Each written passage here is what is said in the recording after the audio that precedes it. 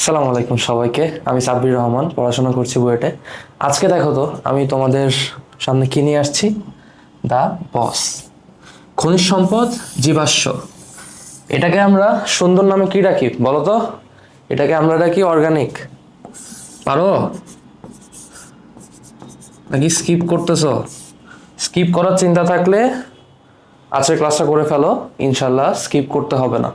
এর পরের যতগুলো ক্লাস আসবে ততগুলো তুমি যদি করো তাহলে ইনশাল্লাহ তুমি এসএসসিতে এখান থেকে এমসিকিউ প্লাস সিকিউ দুইটাই অ্যান্সার করতে পারবা। ঠিক আছে, তো আমরা শুরু করি। আজকে আমরা কি কি পড়ব? জীবাশ্ম, প্রাকৃতিক গ্যাস, আংশিক পাতন, অংশকলাম আর হচ্ছে হাইড্রোকার্বন। এই যে এতটুকু দেখতেছো না, এতটুকু কিন্তু তোমার এমসিকিউর জন্য বেশ ইম্পর্ট্যান্ট। আর হাইড্রোকার্বন হচ্ছে তোমার একদম বেসিক। এটা যদি তুমি না পারো তাহলে কিন্তু তুমি অর্গানিকের কিছু বুঝবে না। ঠিক আছে, আচ্ছা আমরা কিভাবে পড়লে ভালো করব? How to do well in organic.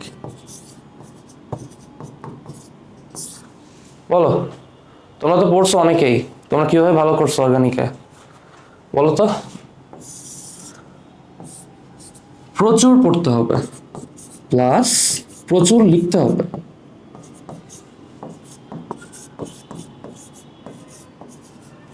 Plus লিখতে হবে। আমরা কি করি, আমরা এই অর্গানিক চ্যাপ্টারটা কঠিন দেখে শুধু পড়ি আর লিখতে ভুলে যাই, কারণ এই চ্যাপ্টারটা অনেক বড়। সো কেন যেন স্টুডেন্টরা খুবই আলসেমি করে আর এটা লিখতে চায় না, এই রিয়াকশনগুলা বা যাই আছে আর কি। এই যে এই রিয়াকশনগুলো তুমি যদি না লিখো তাহলে কিন্তু তোমার আয়ত্তে আসবে না, আর পরীক্ষার খাতায় কিন্তু তুমি এই জিনিসগুলো ঘুলাই ফেলবা। ঠিক আছে, সো আমাদের প্রাইমারি কনসার্ন কি?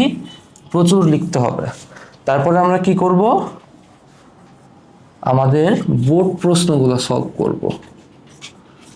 বোর্ড প্রশ্নগুলা খুব ভালোভাবে সলভ করব আর বোঝার চেষ্টা করব যে এই প্রশ্নগুলা অ্যাকচুয়ালি স্যাররা কিভাবে সেট করেন। আমরা চেষ্টা করব তোমাদের অনেকটা এই বিষয়ে কভার করে দেওয়ার। তারপরেও তোমরা নিজেদের থেকে চেষ্টা করবা যে স্যারদের মেন্টালিটিটা একটু বুঝতে। আচ্ছা, তারপরে কি করব আমরা?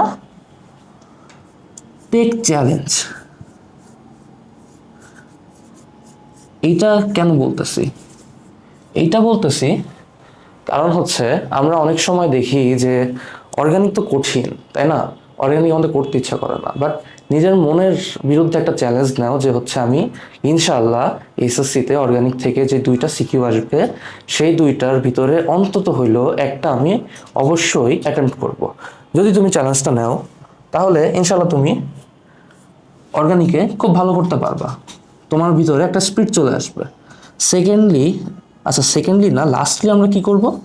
একটা পার্সোনাল নোট বানাবো। Personal note, personal note. এই যে আমরা যে ক্লাস নিচ্ছি না, আর তুমি যেই পড়াশোনা করে জ্ঞানটা অর্জন করবা সেটা চেষ্টা করবা একদম 2 অথবা 3 পেজের ভিতরে ছোট ছোট করে হলেও লিখে সেই জিনিসগুলা কম্প্রেস করে ফেলার। তোমার যেভাবে সুবিধা হয়, তোমার যেভাবে মনে রাখতে ভালো লাগে, ঠিক সেভাবে তুমি গুছিয়ে নিজে ওই নোটটা করে ফেলবা। আর সবসময় চেষ্টা করবা ওই নোটটা হাতের কাছে রাখার। ইন্টারে আমাদের একটা স্যার ছিলেন, উনি আমাদের বলেছিলেন যে ইন্টার যতগুলো রিয়াকশন আছে সেগুলো লিখে আমরা যেন মানি ব্যাগে রেখে দিই, আর মাঝে মাঝেই সেটা পড়ার চেষ্টা করি। যদিও তোমরা এখন ছোট, এসএসসি লেভেলে, তো অত এফোর্টও দরকার নাই, বাট আমি চাই তোমরা নিজেদের একটা পার্সোনাল নোট করো এবং অবশ্যই এই নোটটা ফলো করার ট্রাই করবা।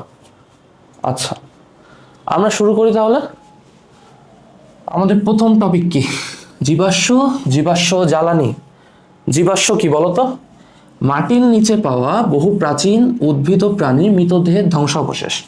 এখন এই প্রাচীন উদ্ভিদ ও প্রাণী বলতে আমরা কি বুঝতেছি?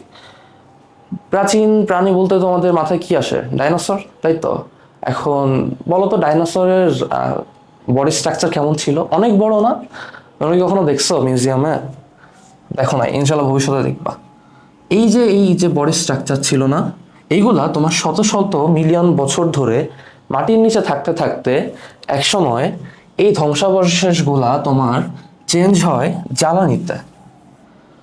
সেগুলো কি? সেগুলো হচ্ছে জ্বালানি। এই জ্বালানিকে আমরা এই জন্য জীবাশ্ম বলি, কারণ এটা উদ্ভিদ এবং প্রাণীর যে দেহ এর ধ্বংসাবশেষ থেকে আসতেছে।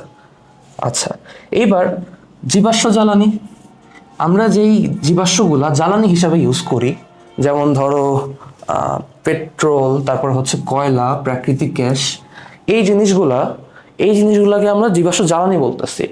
ধরো মৃতদেহের ধ্বংসাবশেষ তো অনেক রকমের হইতে পারে, সবকিছু কি আমরা জ্বালানি হিসাবে ইউজ করতে পারবো? পারবো না। তো তো যেগুলো আমরা হচ্ছে জ্বালানি হিসাবে ইউজ করতে পারি সেগুলোকে আমরা বলতেছি জীবাশ্ম জ্বালানি অথবা ফসিল ফুয়েল। আচ্ছা, তো প্রাকৃতিক গ্যাস দিয়ে আমরা শুরু করি। প্রাকৃতিক গ্যাস কি বলো? সোজা ভাষায় যদি বলি, তোমরা যদি ঢাকা অথবা চট্টগ্রাম বাসিন্দা হও তাহলে তোমাদের যে গ্যাস লাইনটা আছে ওটা কিন্তু এক ধরনের প্রাকৃতিক গ্যাস দিয়ে পরিচালিত হয়। সো এই প্রাকৃতিক গ্যাসের উপাদানগুলো কি কি বলতো? মিথেন থাকে 80%, এইটা প্রাকৃতিক গ্যাসের প্রধান উপাদান। এরপরে আর কি কি থাকতে পারে? আর থাকে ইথেন, প্রোপেন, বিউটেন, আইসোবিউটেন এবং পেন্টেন। তো এই সবারই কিন্তু একটা পার্সেন্টেজ আছে। দেখো, ইথেন 7% থাকে, প্রোপেন 6%, বিউটেন আইসোবিউটেন থাকে হচ্ছে 4%, পেন্টেন থাকে 3%। এই পার্সেন্টেজগুলা আমরা কিন্তু স্কিপ করে যাই, বাট দেখো এই পার্সেন্টেজগুলো থেকে কিন্তু এমসিকিউ আসে। এই দেখো কতগুলা বোর্ডে আসছে, 22-এ 3টা 4টা বোর্ডে আসছে, 5টা বোর্ডে আসছে, আবার 21-এ একটা বোর্ডে আসছে। সো এরপরে আরও এমসিকিউ আছে, ইনশাল্লাহ দেখাবো। বাট তার আগে পয়েন্ট অফ নোটেশন হচ্ছে, বাংলাদেশের প্রাকৃতিক গ্যাসের মিথেনের পরিমাণ কত জানো? 95 থেকে 99%।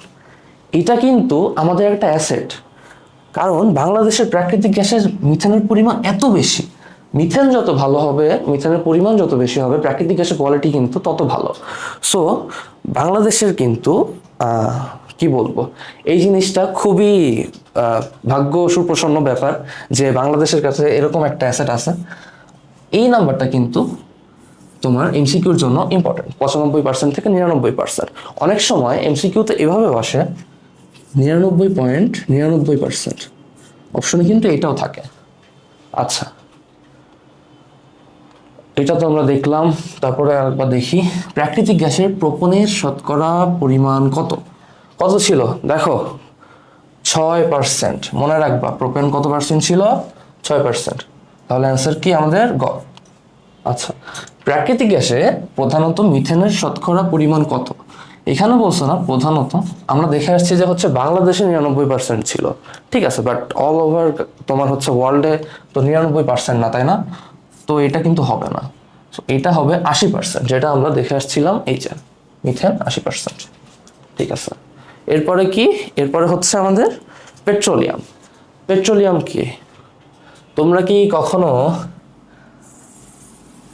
তোমাদের ফুয়েল পাম্পে ওই ট্যাঙ্কগুলো দেখছো না? ওই ট্যাঙ্কগুলোতে কি থাকে? পেট্রোল, তারপর ডিজেল, তারপর অকটেন, এগুলো থাকে না? এইগুলা কোত্থেকে আসে বলো তো? এইগুলো আসে এই পেট্রোলিয়াম থেকে। পেট্রোলিয়াম এখন কি জিনিস? পেট্রোলিয়াম হচ্ছে তোমার ক্রুড অয়েল বলে এটাকে, ক্রুড অয়েল। এইটা আমরা খনি থেকে সরাসরি উত্তোলন করি এবং পরবর্তীতে পরিশোধন করে এই যে আমরা জ্বালানিগুলো ইউজ করি, পেট্রোল বলো, গ্যাসোলিন বলো অথবা অকটেন বলো, এই সবগুলাই কিন্তু আমরা এরপরে পরিশোধন করে এই ক্রুড অয়েল থেকে নিয়ে আসি। তাই এই পেট্রোলিয়াম হচ্ছে তোমার জ্বালানির মেইন সোর্স টাইপের বলতে পারো। এখন এই যে পেট্রোলিয়াম দেখতেছো না, এই পেট্রোলিয়াম কিন্তু তোমার যে খনিগুলো আছে, খনি থেকে সরাসরি উত্তোলন করা হয়, সরাসরি উত্তোলন করা হয়। এখন খনি থেকে সরাসরি উত্তোলন করলে কি হবে বলো? আমরা তো ইউজ করতে পারবো না। এখন আমাদের এটাকে কনভার্ট করতে হবে না? কনভার্ট করতে আমরা একটা প্রসেস অনুসরণ করি, সেটা হচ্ছে আংশিক পাতন। আমরা সেকেন্ড চ্যাপ্টারে কি পড়ছিলাম? পাতন পড়ছিলাম না? আংশিক পাতন কিন্তু এক টাইপের পাতন, অন টাইপ অফ পাতন, টাইপ অফ পাতন। পাতনে কি ছিল বলতো? পাতনে আমাদের একটা তরল পদার্থ ছিল না প্রথমে, তরল। এই তরলকে আমরা কি করতাম?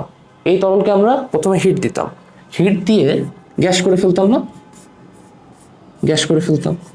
তারপরে এই গ্যাসকে আবার রিভার্স প্রসেসে কুল করে আমরা কি করে ফেলতাম?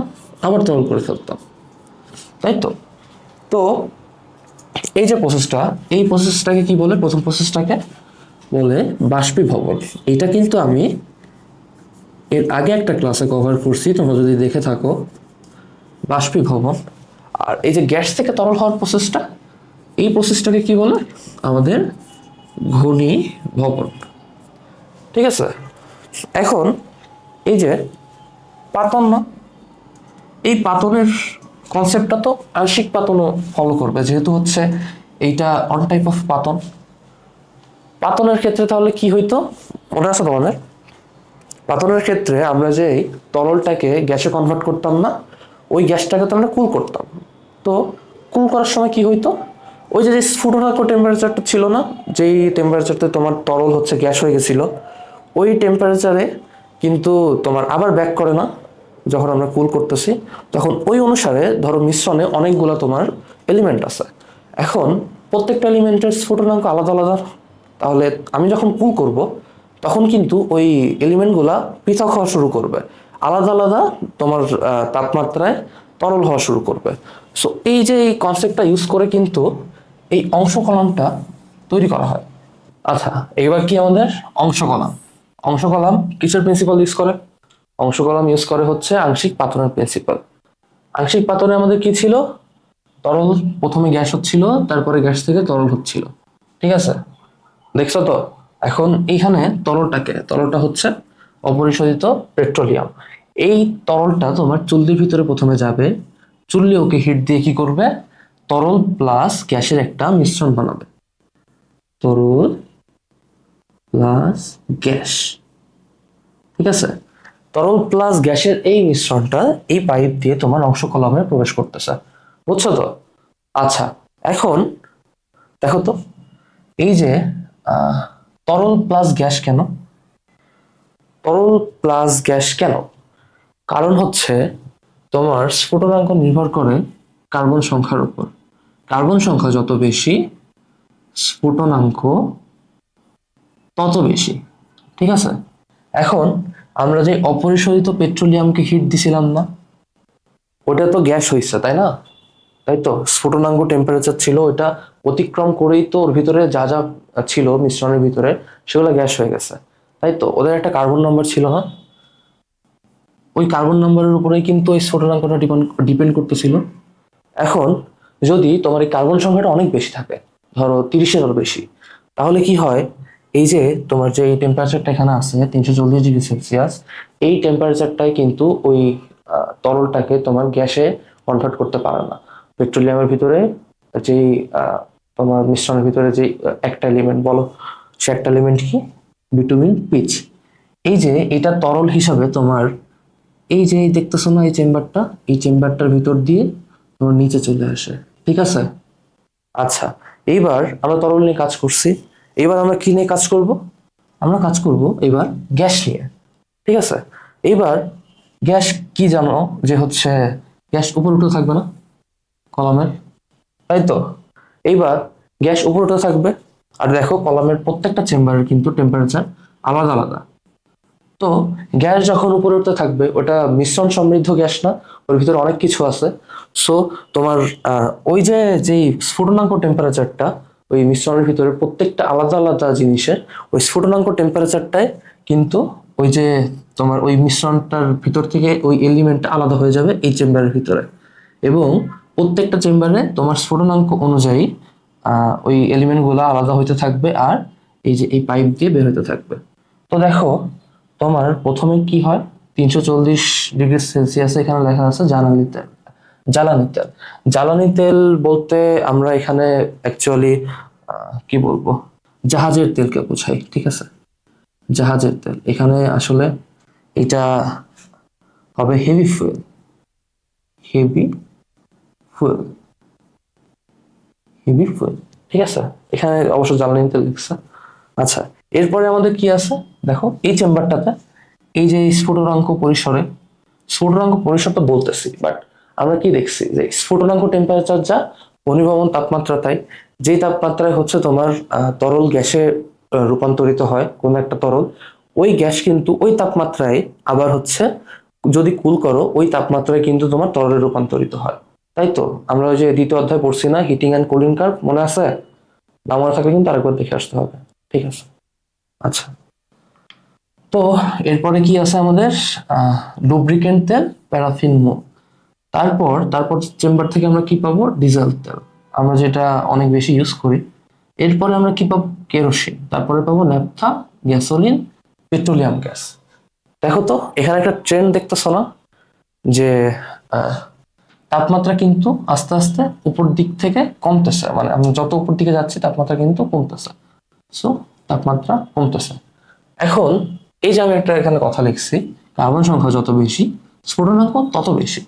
তাহলে একটা জিনিস চিন্তা করে দেখো তো, এই যে সবার উপরে যে জিনিসটা আছে পেট্রোলিয়াম গ্যাস, এর কার্বন সংখ্যা হচ্ছে কম হবে নাকি বেশি হবে বলতো?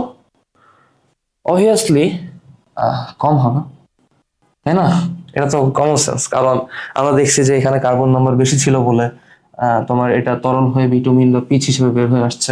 সো এটার অপোজিটে সেহেতু কার্বন সংখ্যা কমই হবে। আর যদি তুমি লজিক দিয়ে চিন্তা করতে চাও, তাহলে এইটার স্ফুটনাঙ্ক অথবা ঘনীভবন টেম্পারেচার কম, তাই হচ্ছে এটা সবার উপরে আছে 20 ডিগ্রি সেলসিয়াস জাস্ট। ঠিক আছে, আচ্ছা। আর আরেকটা লজিক হইতে পারে, সেটা হচ্ছে কার্বন সংখ্যা কম দেখে তার কিন্তু আণবিক ভরও কম।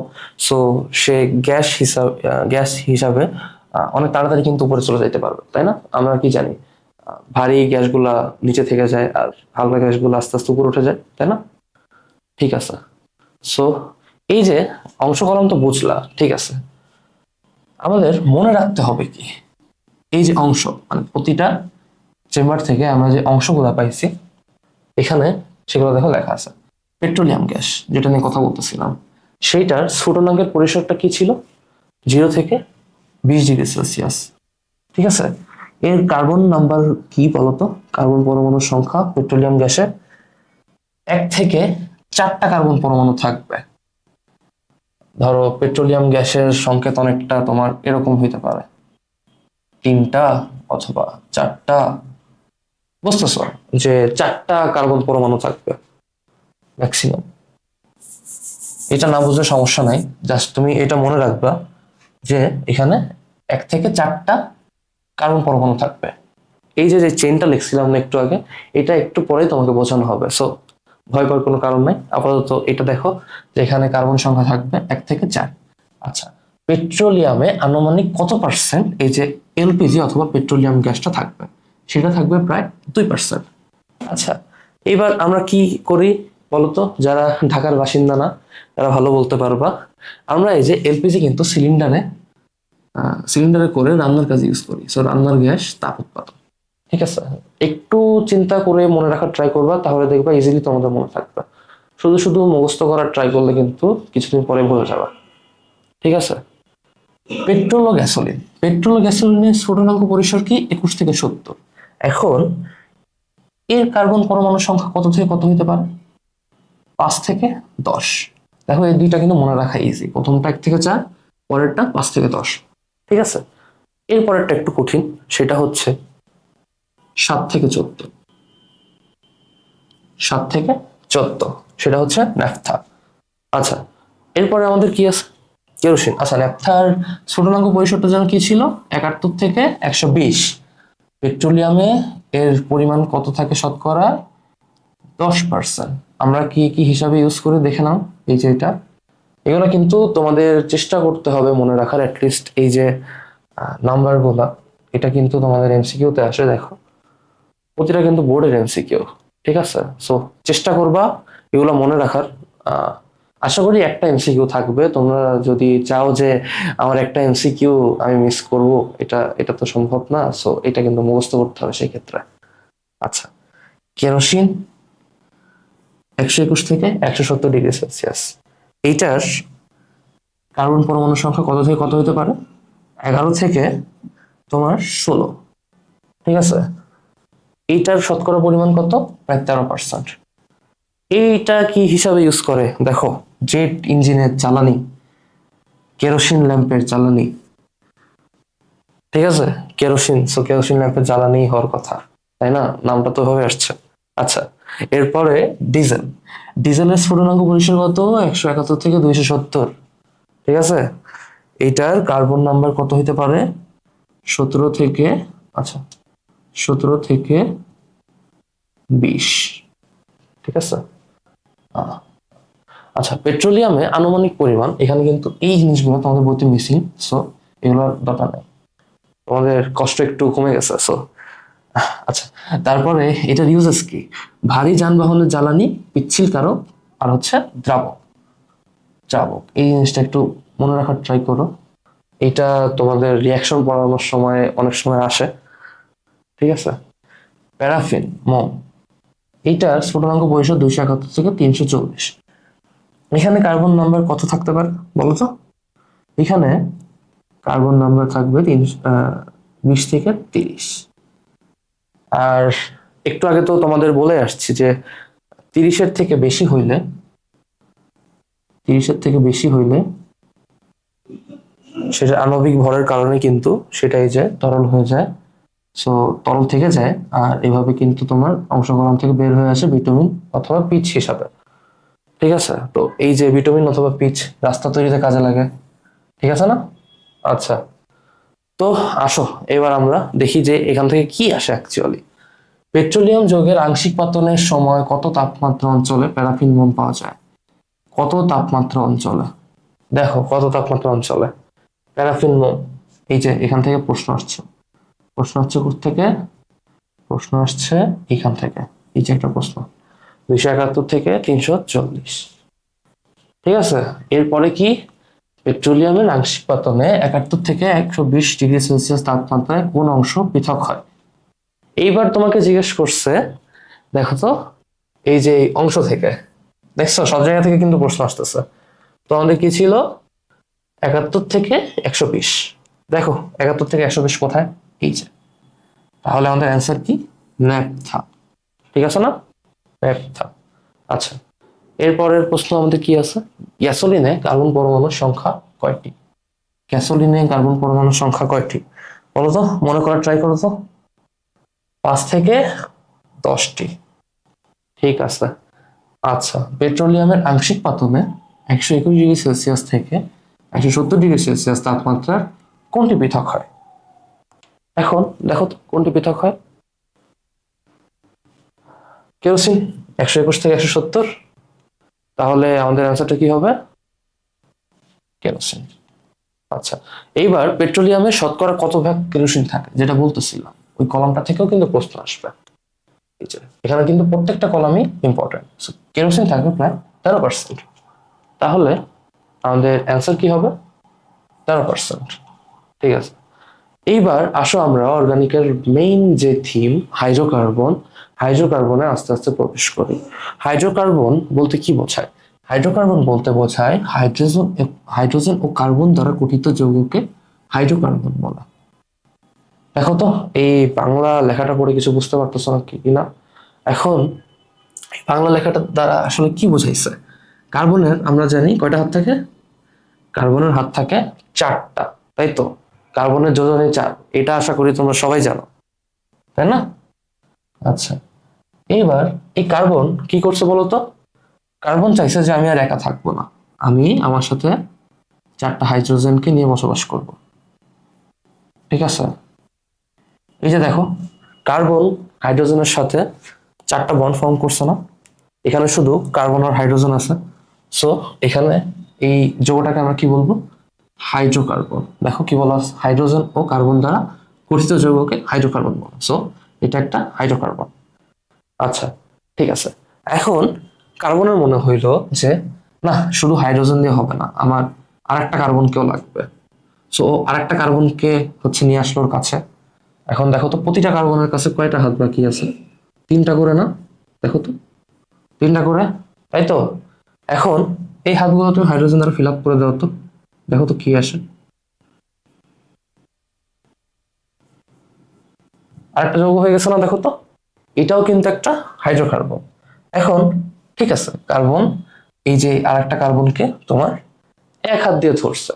এখন কার্বন চায় না, ঠিক আছে, কার্বন আরেকটাকে তো নিয়ে আসছিলাম, এখন তার সাথে সম্পর্ক আরো স্ট্রং করতে হবে আমার।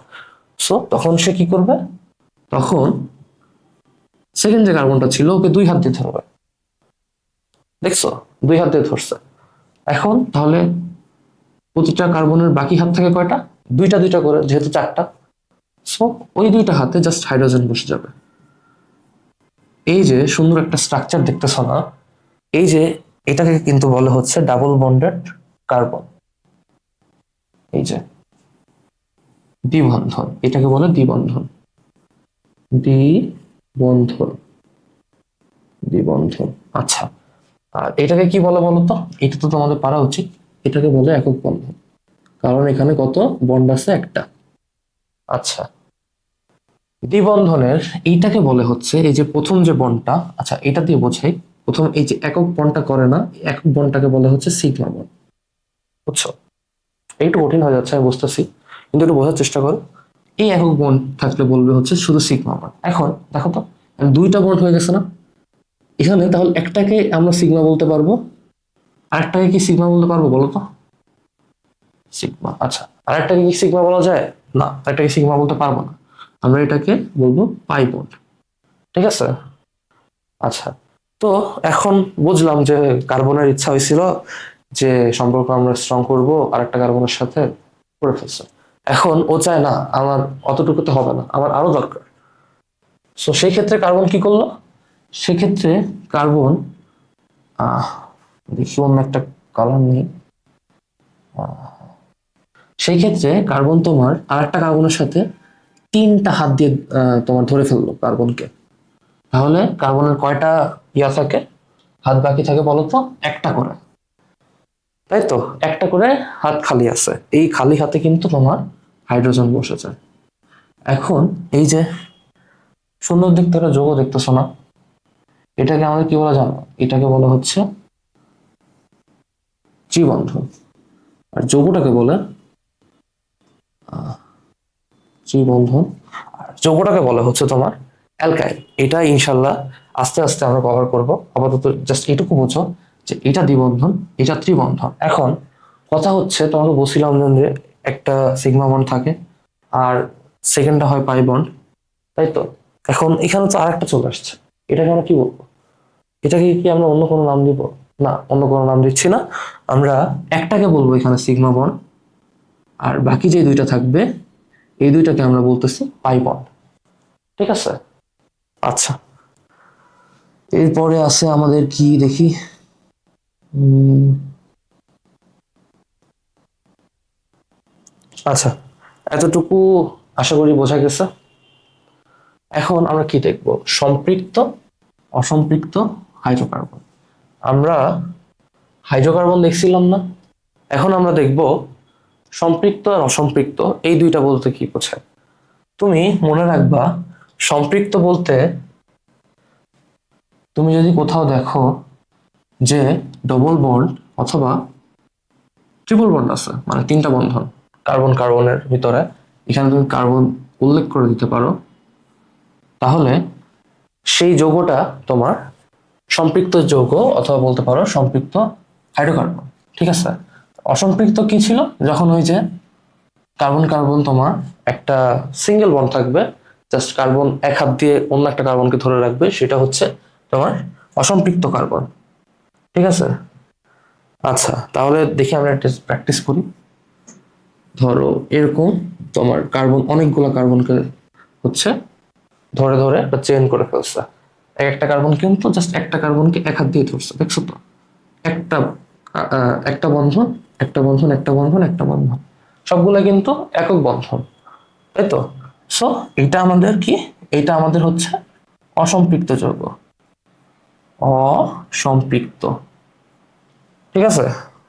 এখন বলো তো, এটা কি, এটা কি?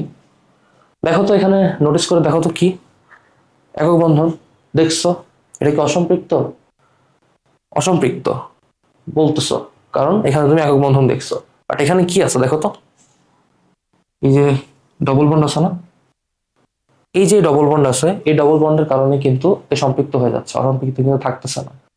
তুমি অসম্পৃক্ত বলতে পারো যখন হচ্ছে শুধু তোমার এই যে একক বন্ড থাকবে, মানে সিঙ্গেল বন্ড থাকবে। আর জাস্ট তুমি যদি ডবল অথবা ট্রিপল দেখো তাহলে কিন্তু সাথে সাথে সেই যৌগটাকে তোমার কি বলে ফেলতে হবে, সম্পৃক্ত যৌগ অথবা সম্পৃক্ত হাইড্রোকার্বন। আচ্ছা, এইবার মুক্ত শিকল অথবা বদ্ধ শিকল হাইড্রোকার্বন। মুক্ত শিকল অথবা বদ্ধ শিকল, তোমরা কি শিকল চিনো? দেখো তো শিকল কেমন হয়, এই যে এই যে এরকমই তো হয়, তাই তো, তাই না? তো আমরা মুক্ত শিকল বলতে এখানে কি বোঝাচ্ছি, এই শিকলটা, এই যে দুই সাইড দেখো তো, দুই সাইডে কি কিছু আছে? দুই সাইড কিন্তু হচ্ছে মুক্ত। আচ্ছা, এবার এই আরেকটা দেখো তো শিকল, এটা দেখে বোঝো কিনা। ধরো এই যে তিনটা, আর এখানে এরকম করে তোমার পেঁচানো আছে। সো শিকলের এই দুই সাইড কিন্তু মুক্ত না, এখন কিন্তু বদ্ধ। দেখতে পারতেছো, দেখো অনেকটা সার্কেল টাইপ করে ফেলছে না, এইটাকে আমরা বলি হচ্ছে বদ্ধ শিকল। এখন এই জিনিসটা আমাদের হাইড্রোকার্বনের ক্ষেত্রেও হয়। হাইড্রোকার্বনের ক্ষেত্রে কিভাবে হয় দেখো, ধরো এই যে পাঁচটা কার্বন আছে, এরা এই যে সুন্দর করে একটা শিকলের মতোই গঠন করছে না, দেখো লাইন, দেখো তো এই যে এটা আর এটা অনেকটা দেখতে সেম লাগতেছে না, তাই তো, দুইটাই কিন্তু শিকল। আচ্ছা, এটা কার্বন শিকল। হ্যাঁ, এখন এটা কি মুক্ত নাকি বদ্ধ বলো তো? দেখো এর দুই সাইড যেহেতু হচ্ছে আমাদের ফ্রি আছে, সো এটাকে আমরা মুক্ত বলছিলাম। এই দুই সাইড ফ্রি আছে না, এটা কি অন্য কোনো কিছুর সাথে অন্য কোনো কিছু বলতে অন্য কার্বনের সাথে কি বন্ডেড আছে কিনা, এটা আশা করি তোমরা নেক্সট যে বদ্ধ শিকল এটা দেখালে বুঝে যাবা। হ্যাঁ, এই যে দেখো, এইবার এটা কিন্তু মুক্ত ছিল, তাই তো, কারণ এই যে এই দুই পাশে কিন্তু কিছু লাগানো নাই। এখন ধরো আমি এখানে আরেকটা কার্বন দিলাম, এই দুইটা কার্বনের মন চাইলো যে আরেকটা কার্বনের সাথে ওরা বন্ড করবে, ঠিক আছে, দেখো তো জিনিসটা বদ্ধ হয়ে গেল না? দেখো তো এই দুই পাশে কি আর ফ্রি আছে? কারণ ও আরেকটা, এই দুইটা আরেকটা কার্বনের সাথে হচ্ছে তোমার বন্ড করে ফেলছে না, দেখো তো। So, এটা কিন্তু বদ্ধ শিকল হাইড্রোকার্বন, বদ্ধ শিকল হাইড্রোকার্বন, বদ্ধ শিকল হাইড্রোকার্বন, কার্বন। আচ্ছা, আর এটা কি? এটা হচ্ছে মুক্ত শিকল হাইড্রোকার্বন,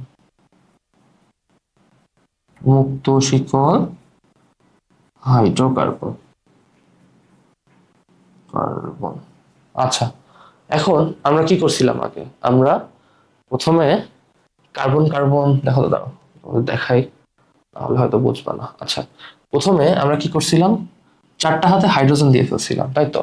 এরপরে কার্বনের মন চাইছিল কি বলতো, ওই যে কার্বন আরেকটার সাথে তোমার থাকবে, বন্ড ফর্ম করবে, এই জন্য একটা কার্বনের সাথে তোমার বন্ধন তৈরি করে ফেলছিল, তারপরে আমরা জাস্ট হাইড্রোজেন দিয়ে ফিল আপ করে ফেলছিলাম না, বলো? এখানে সেম কাহিনী হবে, এই যে কার্বনের সাথে তোমার ফ্যামিলি বানায় ফেলছে না। সো এখন আমাদের কাজ কি, এখন আমাদের কাজ জাস্ট হাইড্রোজেন দিতে থাকা। দেখো এই যে কার্বনটার আর কয়টা হাত ফাঁকা আছে এখানে, আমি যেহেতু দুইটা অলরেডি ফিল আপ করে ফেলছি, সো আর ফাঁকা আছে একটা। সো এই তিনটাই আমরা হাইড্রোজেন দিয়ে ফিল আপ করে ফেললাম। এইবার দেখো তো এই যে কার্বনটা, এই কার্বনটার কয়টা হাত বাকি আছে? আমরা কি জানি কার্বনের হাত কয়টা? আমরা জানি কার্বনের হাত চারটা। সো এখানে অলরেডি দুইটা ইউজ করে ফেলছে। সো আর কয়টা হাত বাকি আছে? একটা, দুইটা, দুইটা। সো আমরা দুইটা হাত হাইড্রোজেন দিয়ে ফিল আপ করে ফেললাম। এরপরে এই কার্বনটার ক্ষেত্রেও কি সেম না? দেখো তো এরও কি দুইটা বাকি ছিল না? বুঝতেছো? এইবার এই কার্বনটা দেখো তো, এই কার্বনটা জাস্ট একটা বন্ড দিয়ে এই কার্বনের সাথে হচ্ছে আসে না। এখন তাহলে এর হাত বাকি কয়টা? তিনটা। তাহলে এ পাবে কত? তিনটা হাইড্রোজেন। দেখছো, তোমরা কিন্তু পুরাপুরি একটা হাইড্রো কার্বন যৌগ লেখা শিখে গেলা। আচ্ছা, সো বদ্ধ শিকলের ক্ষেত্রেও অনেকটা সেম। তোমার এই কার্বনের কয়টা হাত বাকি? দুইটা। তো হাইড্রোজেন দিয়ে আমরা ফিল করে দিলাম। এইটাও দুইটা বাকি, সো হাইড্রোজেন দিয়ে ফিল করতেছি। এইটাও দুইটা বাকি, ঠিক আছে। এখন ভিতরের গুলা কি? ভিতরের গুলা দুইটা করে বাকি না, দেখো তো, দুইটা করে বাকি। হাইড্রোজেন, হাইড্রোজেন একটু ঘিজিবিজি হয়ে গেছে। আচ্ছা, আশা করি বুঝতে পারবা। ঠিক আছে, এখন আমরা যে বদ্ধ শিকল হাইড্রোকার্বন শিখলাম না, এই বদ্ধ শিকল হাইড্রোকার্বনে তোমার কার্বন সংখ্যা তো চেঞ্জ হতে পারে, তাই না? আমি ধরো এখানে তোমাকে কয়টা কার্বন দিয়ে দেখাইছি, 1 2 3 4 5টা। হ্যাঁ, এখন 5টা কার্বন দিয়ে দেখাইছি, তাহলে আর কি কি হইতে পারে বলো তো? আচ্ছা, এটা না বলে আমাকে বলো, তোমার প্রথম সদস্যটা কি হতে পারে? দেখো, এই যে একটা কার্বন, একটা কার্বন দিয়ে কি আমার কখনো বদ্ধ শিকল ফর্ম করা সম্ভব? কারণ আমার তো এখানে কার্বনই নেই। তাহলে আমি কিভাবে ওই যে শিকলের মতো একটা জিনিস ফর্ম করব? পসিবল না তো, তাই না? আচ্ছা, ঠিক আছে, এবার তাহলে আমরা দুইটা কার্বন নিই। দুইটা কার্বন নিয়েও কি সম্ভব? ও কি হচ্ছে এই কার্বনের সাথে, অথবা যাই যেভাবেই হোক, যেভাবেই হোক তোমার হচ্ছে শিকল ফর্ম করতে পারবে বদ্ধ শিকল? বদ্ধ শিকল ফর্ম করতে পারবে না, মুক্ত শিকল ফর্ম করতে পারতেছে। সো আমার আরেকটা কার্বন হইলে কি হচ্ছে না, দেখো তো। এই দুইটা কার্বন চাইলে আরেকটা কার্বনের সাথে ফর্ম করতে পারে না বদ্ধ শিকল কার্বন, বদ্ধ শিকল হাইড্রোকার্বন? পারে তো। সো আমাদের প্রাথমিক সদস্য হচ্ছে 3 কার্বনের, 3 কার্বনের বদ্ধ শিকল হাইড্রোকার্বন। ঠিক আছে, এখন আমরা এই 3 কার্বনের বদ্ধ শিকল হাইড্রোকার্বনকে এভাবে প্রকাশ করি। ওকে, এইবার 4 কার্বন হইতে পারে না, বলো তো? 4 কার্বনের হাইড্রোকার্বনকে তাহলে আমরা কিভাবে প্রকাশ করতে পারি? 4টা, দেখো তো, হয়েছে না বদ্ধ শিকল? শিকল কোন মুক্ত আছে কোথাও? দেখো, সবই কিন্তু ক্লোজড। এখানে একটা তোমরা কমন ট্রেন্ড ফলো করতে পারো, সেটা হচ্ছে বদ্ধ শিকল হাইড্রোকার্বনে দেখো সবসময় একটা রিং এর মতো হচ্ছে, দেখো রিং এর মতো হচ্ছে না, ক্লোজড, কোথাও কিন্তু ফাঁকা নাই। ঠিক আছে, আচ্ছা, এরপরে 5টা কার্বন থাকলে কি হয় আমাদের? এইরকম হয় অনেকটা, এই যে এরকম। আমরা কি করতে থাকবো? হাইড্রোজেন দিয়ে ফিল করতে থাকবো। আশা করি এটা তোমরা পারবা, তোমাদের বাসায় এটা কাজ থাকবে। ঠিক আছে, এরপরে 6টা কার্বনের হইতে পারে না? 6টা কার্বনের স্ট্রাকচারটা কেমন হয়? নিচে এরকম, দেখছো? এবার জাস্ট হাইড্রোজেন দিয়ে ফিল আপ করে দিলে কিন্তু আমাদের একটা বদ্ধ শিকল হাইড্রোকার্বন পেয়ে যাবো আমরা প্রত্যেকটার ক্ষেত্রে। ঠিক আছে, এবার এই বদ্ধ শিকল হাইড্রোকার্বনকে আমরা সুন্দর নামে কি রাখি জানো? Alicyclic hydrocarbon. Alicyclic hydrocarbon. ঠিক আছে, অ্যালিসাইক্লিক হাইড্রোকার্বন, কারণ ওই যে বলছিলাম যে রিং এর মতো হয়ে যাচ্ছে। সো অ্যালিসাইক্লিক মানে মনে হচ্ছে না যে রিং টাইপের কিছু একটা? আশা করি তোমরা এটা বুঝতে পারছো। আচ্ছা, হাইড্রোকার্বনের প্রকারভেদ আমরা এতক্ষণ কি পড়ছি? অনেক কিছু পড়ছি কিন্তু, মুক্ত শিকল, বদ্ধ শিকল, সম্পৃক্ত, অসম্পৃক্ত, তারপর হচ্ছে হাইড্রোকার্বন কি। এখন আমরা এই জিনিসটাকে একটু গুছায় নিয়ে আসার ট্রাই করব হাইড্রোকার্বনের প্রকারভেদের ভিতরে। হাইড্রোকার্বনের প্রকারভেদ, তাহলে আমরা শুরু করি। হাইড্রোকার্বন অ্যাকচুয়ালি তোমার 2 প্রকার, ঠিক আছে? অ্যালিফ্যাটিক আর হচ্ছে অ্যারোমেটিক। নাম শুনে ভয় পাওয়ার কিছু নাই। অ্যালিফ্যাটিক এটা হচ্ছে তোমার চর্বিজাত এরকম কিছু একটা ইন্ডিকেট করে। আর অ্যারোমেটিক, অ্যারোমেটিক কথাটা শুনে তোমার কি মনে হচ্ছে? অ্যারোমা বা এরকম কিছু? অ্যারো, আচ্ছা, অ্যারোমেটিক, অ্যারোমা অথবা এরকম কিছু একটা মনে হচ্ছে না তোমার? মানে অ্যারোমা মানে কি বলতো? সুগন্ধি, তাই না? সো অ্যারোমেটিক যৌগগুলো হচ্ছে তোমার সুগন্ধ ছড়াবে। অ্যালিফ্যাটিক যৌগগুলো কি? চর্বি থেকে আসবে, চর্বি জাত, চর্বি জাত। আর এটা কি? সুগন্ধি। ঠিক আছে, আচ্ছা, বুঝলাম, অ্যালিফ্যাটিক আর অ্যারোমেটিক এই দুই ভাগে হচ্ছে ভাগ করা যায়। এখন আর কি হচ্ছে তোমার আহ, শাখা প্রশাখা হয় না? অ্যালিফ্যাটিকের কি আর কোনো শাখা নাই? অবশ্যই আছে। অ্যালিফ্যাটিককে আমরা আবার দুই ভাগে ভাগ করতে পারি, মুক্ত শিকল আর হচ্ছে বদ্ধ শিকল, যেটা আমরা এই যে দেখো এখানে পড়ে আসছি। মুক্ত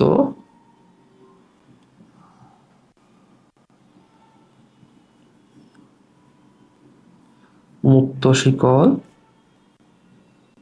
আর কি বদ্ধ শিকল। বদ্ধ শিকল, ঠিক আছে। আচ্ছা, এই বদ্ধ শিকল মুক্ত শিকল এই জিনিসটাকে আবার ভাগ করা যায় কিভাবে জানো? সম্পৃক্ত অসম্পৃক্ত, এইভাবে। দেখো আমি কিন্তু তোমাকে বেসিক পড়ে আসছি, এখন জাস্ট তোমাকে দেখাই দিচ্ছি যে অ্যাকচুয়ালি এভাবে ডিভাইড করা হয়, সম্পৃক্ত অসম্পৃক্ত। সম্পৃক্ত অসম্পৃক্ত কি ছিল বলতো? সম্পৃক্ততে ছিল শুধু সিঙ্গেল বন্ড থাকবে, অসম্পৃক্ততে কি ছিল?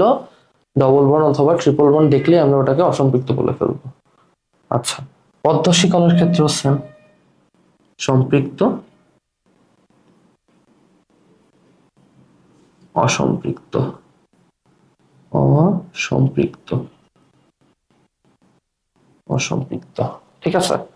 আচ্ছা, তোমাদের এখন অর্গানিকের সব থেকে গুরুত্বপূর্ণ একটা জিনিস শেখাতে যাচ্ছি, আশা করি তোমরা মনোযোগ ধরে রাখার ট্রাই করবা, ঠিক আছে। আমরা কি দেখে আসছি বলতো? আমরা দেখে আসছি যে কার্বন চাইলে কার্বনের সাথে বন্ড ফর্ম করে এরকম লম্বা লম্বা চেইন বানাইতে পারে না? যত যে পারো তুমি, ঠিক আছে, অনেক বড় বড় চেইন হইতে পারে। এখন ঠিক আছে, এটা বুঝছো, আমি তোমাকে বললাম যে আমি এতক্ষণ যা তোমাকে বুঝাইছি এর উপর বেস করে তুমি কি 5 কার্বনের একটা মুক্ত শিকল হাইড্রোকার্বন লিখতে পারবা? অবশ্যই পারবা, পারা উচিত। 5টা কার্বন দাও,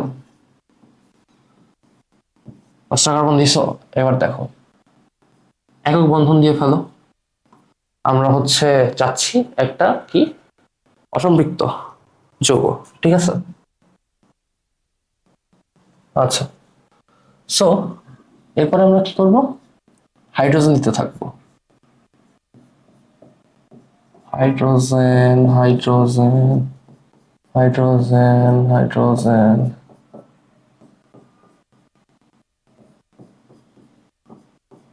দেখো কতটা সময় লাগলো, তাই না? এই যে হাইড্রোজেন দিলাম, কতগুলো দিতে হইলো। এখন এই কাজ কিন্তু পরীক্ষায় করলে শুধু হাইড্রোজেন দিতে দিতে কিন্তু সময় চলে যাবে। সো এই জিনিসটা সলভ করার জন্য আমরা কি করছি? আমরা এই জিনিসটাকে অন্যভাবে প্রকাশ করার ট্রাই করছি। সেটা কি হবে দেখো তো, এই চেনটা আবার লিখে ফেলো তো। কার্বন কার্বন কার্বন কার্বন আর একটা কার্বন, ঠিক আছে, 5টা ছিল না? হ্যাঁ 5টা। এবার দেখো এই কার্বনের কাছে কয়টা হাইড্রোজেন ছিল আমার? 3টা, তাই তো।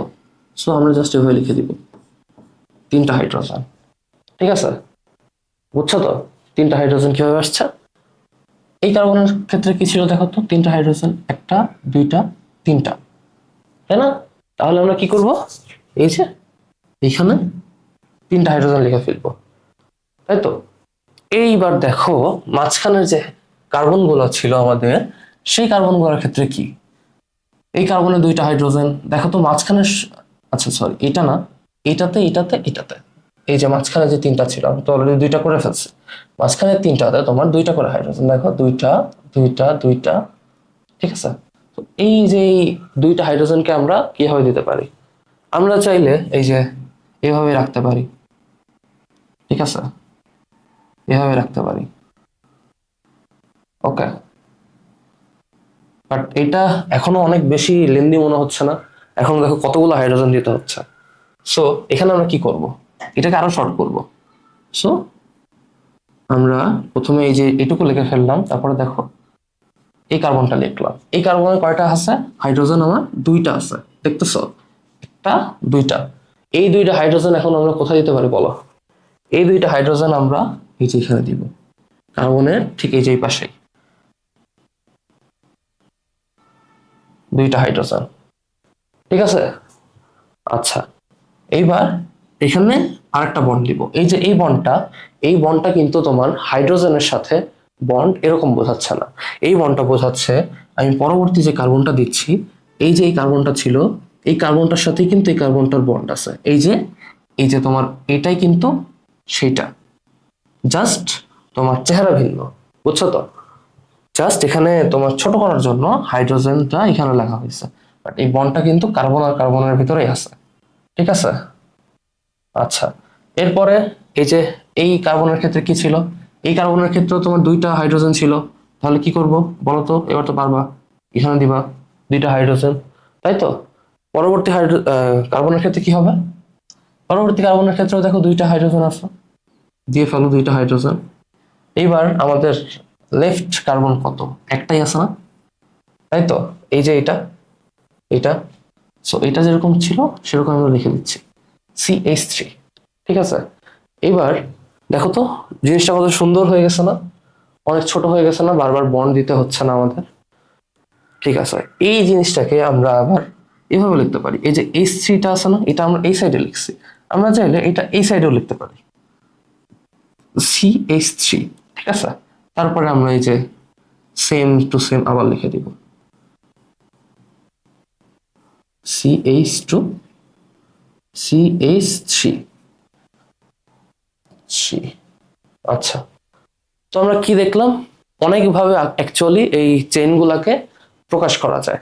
তুমি চাইলে এই বন্ড গুলাও তুমি স্কিপ করতে পারো, CH3 CH2 CH2, আবার কি বলো, আরেকটা CH2 CH3, ঠিক আছে না?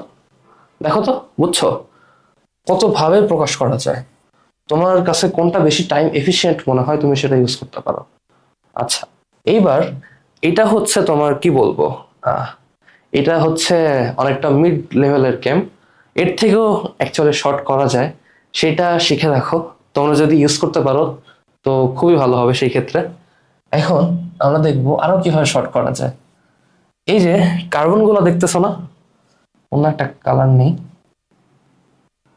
এই যে কার্বন গুলো দেখতেছো, এই কার্বন গুলাকে আমরা ডট দিয়ে প্রকাশ করবো। এখন কার্বন গুলোকে আমরা কি দিয়ে প্রকাশ করব? জাস্ট একটা ডট দিয়ে, ঠিক আছে। আর হাইড্রোজেন গুলাকে আমরা আপাতত স্কিপ রাখতেছি। আর এই যে যে বন্ড গুলো আছে না, দেখো তো, এই যে bond bond bond, carbon carbon bond যেগুলো আছে, এই বন্ডকে আমরা জাস্ট একটা ড্যাশ লাইন দিয়ে আগে যেভাবে প্রকাশ করতাম ওভাবে প্রকাশ করব, বন্ড, ঠিক আছে না? তো দেখো তো এখানে কয়টা কার্বন আছে? একটা, দুইটা, তিনটা, চারটা, পাঁচটা। এখন তাহলে আমার ডট কয়টা হবে? আমি যদি এইটাকে যে এভাবে লিখতে চাই, ডট কয়টা হবে? পাঁচটা। একটা, দুইটা, তিনটা, চারটা, পাঁচটা, ঠিক আছে। এইবার আমাদের কাজ কি? এবার আমাদের কাজ হচ্ছে বন্ড দেওয়া। এই যে একটা কার্বন অন্য একটা কার্বনের সাথে বন্ড করবে, সো এভাবে বন্ড দিয়ে দিব। আচ্ছা, এটা অন্য একটা কালার দিই।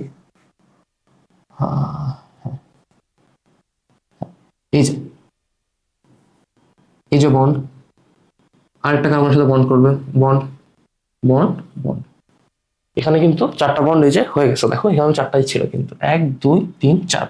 সো দেখতেছো, এখন কিন্তু আমাদের এখানে হাইড্রোজেন দেওয়ার কোনো দরকার নেই। এই জিনিসটা যা, এই জিনিসটা তাই, এই জিনিসটা আবার যা, এই জিনিসটা কিন্তু তাই। সো ঘুরে ফিরে এই পুরো বোর্ডে যা আছে সবকিছুই কিন্তু সেম, বুঝছো?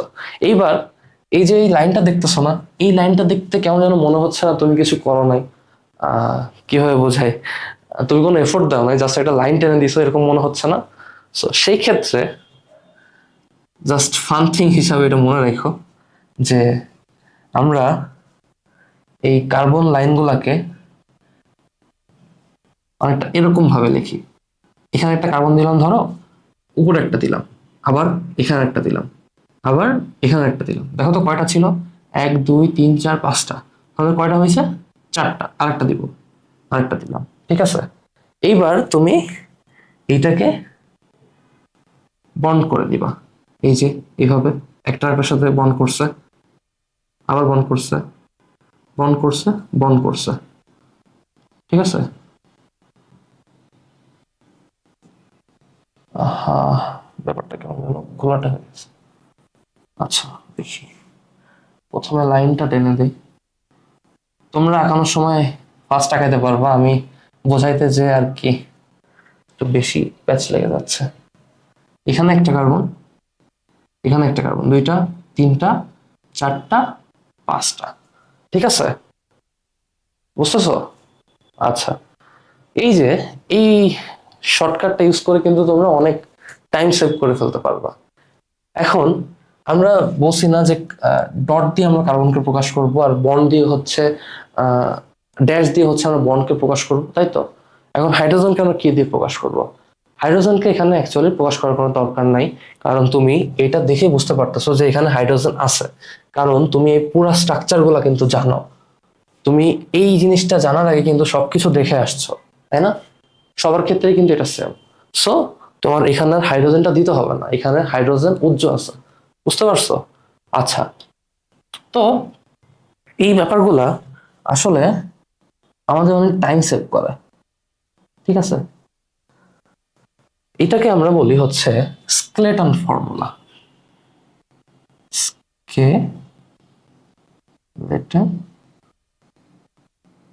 ফর্মুলা, ঠিক আছে না? আচ্ছা, এই স্কেলেটন ফর্মুলা তোমার হচ্ছে কখন কখন ইউজ করা যায়? এই যে হাইড্রোকার্বন অথবা জৈব যৌগ তো তোমাদের এখনো হাইড্রোকার্বনের সাথে রিলেট করানো হয় নাই। প্রত্যেকটা হাইড্রোকার্বন অথবা তুমি যদি বলো জৈব যৌগ লেখার ক্ষেত্রে কিন্তু এই যে আমরা স্কেলেটন ফর্মুলাটা ইউজ করতে পারি, ঠিক আছে? এখন স্কেলেটন ফর্মুলা ইউজ করার ক্ষেত্রে কিছু ব্যাপার থাকে। যখন তোমার এই যে যে হাইড্রোজেন গুলো দেখতেছো না, এই যে হাইড্রোজেন, ধরো এই হাইড্রোজেন এখানে থাকলো না, হাইড্রোজেনের জায়গায় অন্য কিছু একটা আসবে, অন্য কিছু একটা আসবে। এখন ধরো এখানে কি আসতে চাচ্ছে, কি দেওয়া যায়? এখানে দেওয়া যায়, ধরো এখানে ক্লোরিন আসবে। কার্বন চাচ্ছিল ক্লোরিন আনতে হাইড্রোজেনের জায়গায়, সো ক্লোরিন নিয়ে আসলো। এখন এখানে তো হাইড্রোজেন নাই, তাই না? সো সেই ক্ষেত্রে আমরা তো হাইড্রোজেনকে শুধু হচ্ছে উজ্জ্বল রাখছিলাম, আমরা কি এবার ক্লোরিনকে উজ্জ্বল রাখতে পারবো বলো তো? আমরা কি ক্লোরিনকে উজ্জ্বল রাখতে পারবো? ক্লোরিনকে যদি আমরা এবার উজ্জ্বল রাখি তাহলে কি হবে? আমরা কিন্তু এই যে এইটা আর আগে যেই ফর্মুলাটা ছিল ওই দুইটা কিন্তু সেম হয়ে যাবে। তো সেই ক্ষেত্রে আমরা কিন্তু ক্লোরিনকে ইনক্লুড করব এই যে এই কার্বনের সাথে, বুঝছো? হাইড্রোজেনের মতো কিন্তু উজ্জ্বল রাখবো না। দেখো এই যে এই ক্লোরিনটা, দেখো এই যে লাস্টের কার্বনটা আছে না, একদম এই শেষেরটা, এই শেষের কার্বনের সাথে যুক্ত না। সো আমরা জাস্ট কি করবো বলতো, এই যে এইভাবে একটা বন্ড দিয়ে এই যে যে বন্ডটা, এই বন্ডটা দেখায় ক্লোরিনটা লিখে দিব, বুঝছো? বুঝছো তো? ঠিক আছে। আচ্ছা, না বুঝলে কমেন্ট বক্সে জানাও প্লিজ। আচ্ছা, এইবার দেখো তো এখানে ক্লোরিন আছে না, ক্লোরিনের জায়গায় অনেক কিছু থাকতে পারে, অনেক কিছু থাকতে পারে। কি কি সেগুলা? ধরো OH থাকতে পারে, তাই তো? ধরো তোমার C OH থাকতে পারে, আবার ধরো CHO থাকতে পারে, তাই তো? এগুলার ক্ষেত্রেও কিন্তু আমরা এই যে হাইড্রোজেন যেভাবে উজ্জ্বল রাখতেছি সেভাবে কিন্তু রাখবো না, এভাবে বন্ডের মাধ্যমে আমরা দেখাই দেব। এখন এই জিনিসগুলো যখন আমরা স্পেসিফিকলি পড়বো তখন কিন্তু এই জিনিসগুলো তোমাদের দেখিয়ে দেওয়া হবে যে কিভাবে অ্যাকচুয়ালি এই স্কেলেটন ফর্মুলা ইউজ করে এই যৌগগুলোর নাম লিখতে হয়। পরবর্তী ক্লাসে আমরা কি পড়বো দেখো তো? কার্যকরী মূলক, সমগোত্রীয় শ্রেণী, তারপর হচ্ছে যৌগযোগের নামকরণ, যেটা বলা যায় যৌগযোগের সব থেকে বেসিক যেই ব্যাপারটা আছে, এই জিনিসটা না পারলে কিন্তু আমরা জৈব যৌগের অ্যাকচুয়ালি কিছুই পারবো না। সো এটা কিন্তু আমাদের পারতেই হবে। তো পরবর্তী ক্লাসে কিন্তু তোমরা অবশ্যই এই যে যতদূর পড়িয়েছি ততদূর কিন্তু তোমরা শিখে আসবে, এবং পরবর্তীতে যখন জৈব যৌগের নামকরণ করাবো তখন কিন্তু এই যে এই আগের যে জিনিসগুলো ছিল এগুলোর সাথে রিলেট করতে পারতে হবে। সো অবশ্যই তোমরা এই ভিডিওটা দেখেই পরবর্তী ভিডিওতে শিফট করবা, ঠিক আছে? আচ্ছা, ঠিক আছে। আজকের ক্লাস এই পর্যন্তই, আশা করি পরবর্তী ক্লাসে আবার দেখা হবে। ধন্যবাদ।